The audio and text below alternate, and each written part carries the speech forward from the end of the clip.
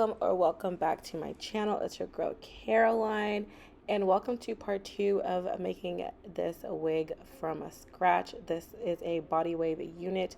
Well, this is a body wave wig that I made myself, but the bundles and the closure is from Isee Hair Company. I already have a part 1 showing how I constructed the wig, so if you haven't seen that, if you want to know how to make your own wigs, then go ahead and check that out. And let's get into the plucking and styling of this video. Picking up right where we left off in part 1 of making this wig. This is the hair fully air dried the next day after it has sit in a silicone conditioner mix, which just helps the hair get nice and strong and shiny. What I'm doing right now is I am going in and pressing the roots out with my hot comb. Before I used to pluck my hair wet because I thought it was easier to see the hairline when it's all slicked back wet, but I've realized plucking it while it's dry is so much better because now I can see the full thickness of the hair. Because sometimes with plucking when it's wet, I can under or over pluck. I can't tell how thick the hair is because it is wet. So plucking it dry works so much better. But to help me still see the hairline, it's important that I take my time to push and press back that hairline. Like it needs to be flat, so I can see all of the knots. I part the hair in the middle because the middle part is the part that you just can't part. Once you've overplucked your middle part, just know you're not wearing the hair in the middle part. It's not gonna look right.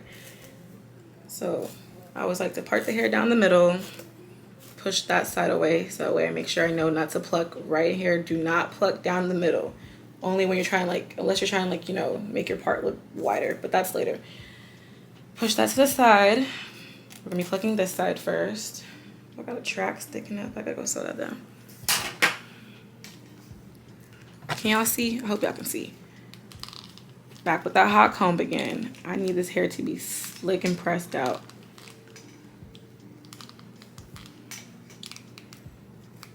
And I don't recommend putting wax or anything during this part because it's just for plucking. You don't want to be out here, you're not styling, you're just trying to pluck.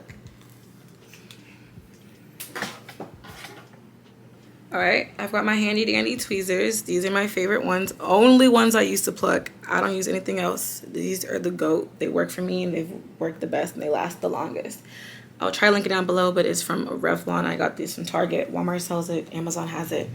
So once my hairline is nicely pulled back, right? This is why it's important to make sure it's nice and pulled back. I'm also even using my hand too. As you can see, this wig came a little bit. Can y'all see?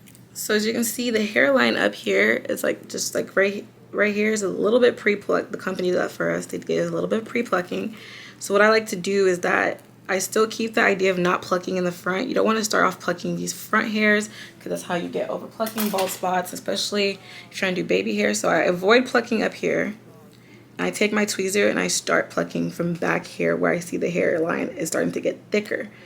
And I like to pull, skip right here, pull, skip, pull.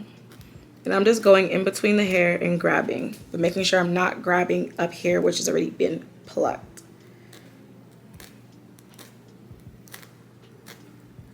And I just kind of you know, create little gaps in between the hair. And like always, make sure you're pulling it from the roots. Sorry, my wig has you wiggly.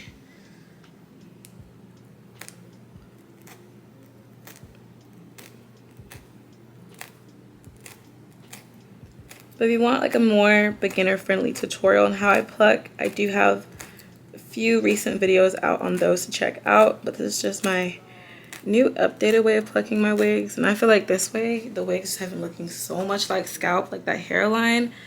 Look at that already. Y'all see that? She's already giving. And I make sure I'm going more further back too.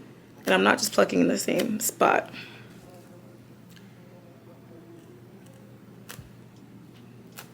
I'm literally going in between these little in-between spaces and I'm pulling from there. Because low-key, you see how there's little gaps now? You see hair, no hair, hair, no hair, hair, no hair. You see that?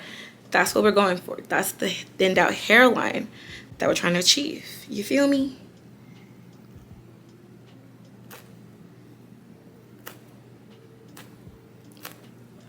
So at the same time, we're avoiding plucking down here and we're avoiding plucking up here. But now look, if your wig is thick all the way,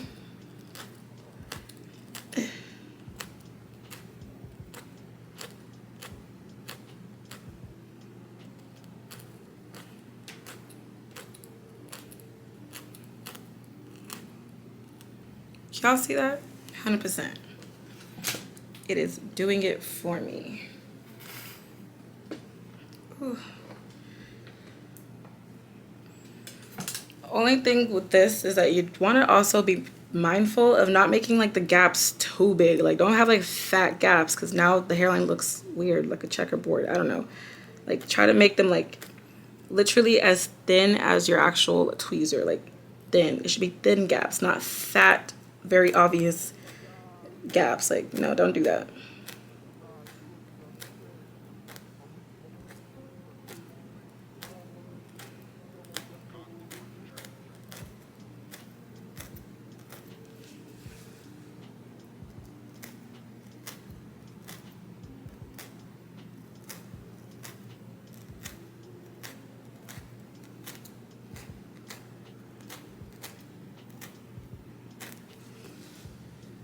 Boom. Y'all see that? Beautiful. Gorgeous. Now this side is done. I don't want to pluck too much. Not trying to over pluck her. And then I just go back with my hot comb again to push the hairline back so I can see. All right, cool. Now we can go ahead and do this side.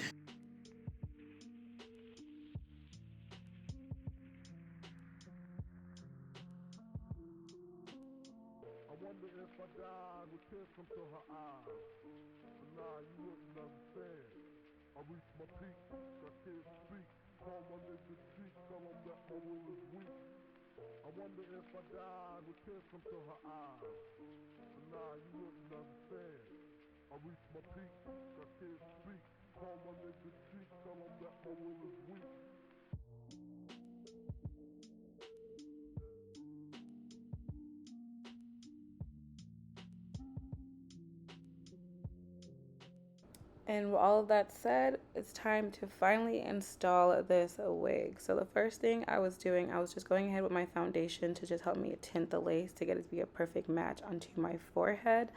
I'm using my Ebon Lace Spray as my adhesive. It is a glueless spray. I just go ahead and make sure I spray that right on top of the lace, mainly towards where I'm going to be cutting the lace, the edge of it. And I just use my finger to spread that product around to make sure it's spreading everywhere nice and evenly. Once I've got a nice and even spread, I just use my blow dryer and the back of this edge control brush to help push down the lace and also just make sure everything is getting nice and stuck. And I'm also combing through the hair to help it not get too hard and crunchy. To cut off my lace, I'm using a brow razor. Using a brow razor helps give you more of a jagged effect on the way the lace looks when it lays on your head. And this just kind of like melts more naturally into your hairline.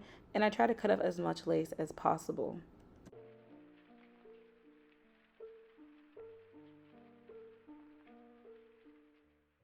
Since my lace was still a bit tacky from the hairspray, I went ahead and pulled out the hairs I want to use for my baby hairs and just pressed them down into the little tacky residue. That's just gonna help press down those hairs and make it easier for laying. I like to let my hair just stay in an elastic band and let the lace finish drying and melting before I proceed to swooping my baby hairs. While I'm letting the lace dry and the baby hairs that I pulled down get flat, I'm using my hot comb to just help me press out my part and, start carving out the way I want the hair to be shaped.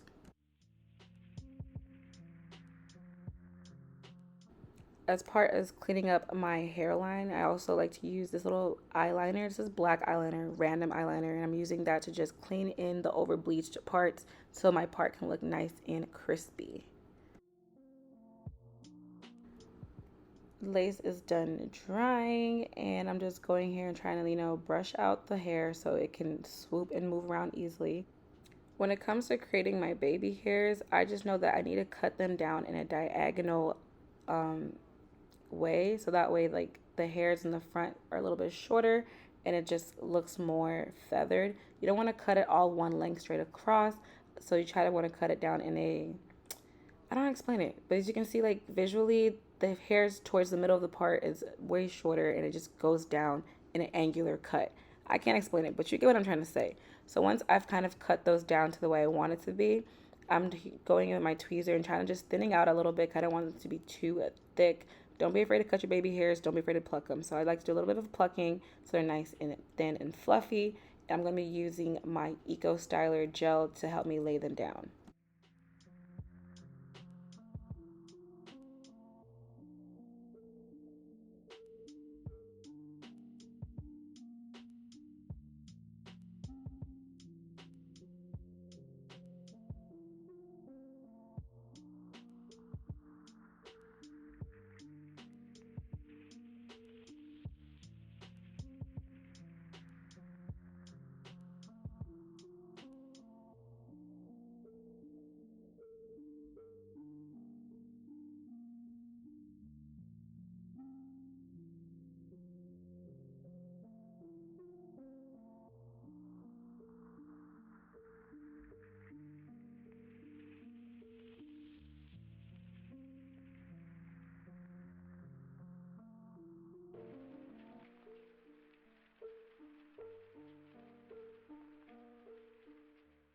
Once my baby hairs have been swooped, I'm going in that same elastic band to just hold down my hairline and let the baby hairs finish drying and getting laid. It's time to do some styling. For styling, I was trying to keep it very simple and clean. I'm just going in and adding some layers. And for my layers, same thing like my baby hairs, cut it in an angular cut. Always feel like layers just make the hair flow better. And especially for curly hair, the curls just look better whenever there are some layers. I'm using this Chi Shine Infusion Spray to help add some shine and body to the hair, as well as to act as a heat protectant. My styling tool of choice today is this Hot Tools curling iron. I believe this is a 1 1/4 barrel. It's really big and it helps make really nice, pretty loose curls. I'm trying to make sure I'm curling my hair to the back of the room, so away from my face. And I also try to make sure I hold the curls in my hand just to make sure they form and cool before letting them drop.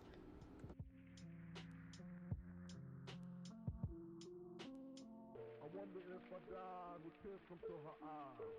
But nah, you wouldn't understand. I reached my peak, I can't speak. Call my nigga cheek, tell him that my will is weak. I wonder if I died with tears come to her eyes. But nah, you wouldn't understand. I reached my peak, I can't speak. Call my nigga cheek, tell him that my will is weak.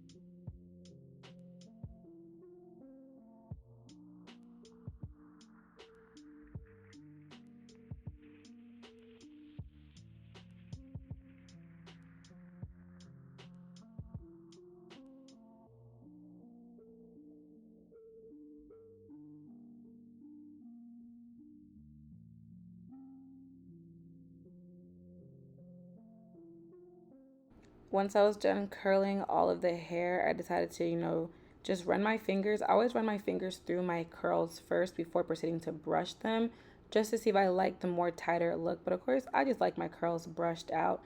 And I've never been someone who could curl my hair all at once and not have to recurl. There's always some tweaking needs to be done. So as you're going to see me go now, I go back with that same curling iron and I just try to like recurl some areas because there's a certain look that I'm going for whenever I curl my hair. So I have to always, do some tweaking here and there.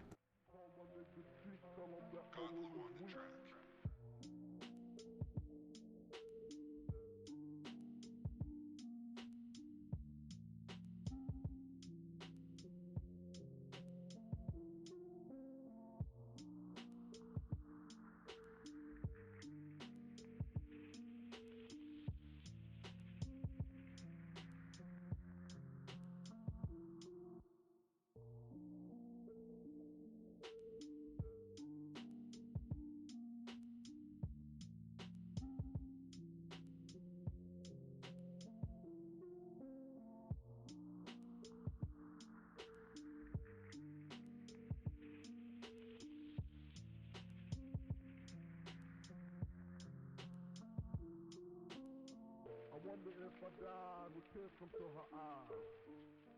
After I've tweaked and played with the hair to my liking, here we are with the final look. I also off camera forgot to record this part, but I added some concealer right in the middle of my part just to really help it, you know, pop. And I always use like a light concealer. It's about 2 shades lighter than me. But here we are with the final look. I enjoyed it. Thank you guys so much for following me through this wig making series and journey. Hope you enjoyed it. Hope you found it helpful. And yeah, I'll see you guys in another one. Make sure you like, comment, and subscribe. And peace out, Girl Scouts. Goodbye.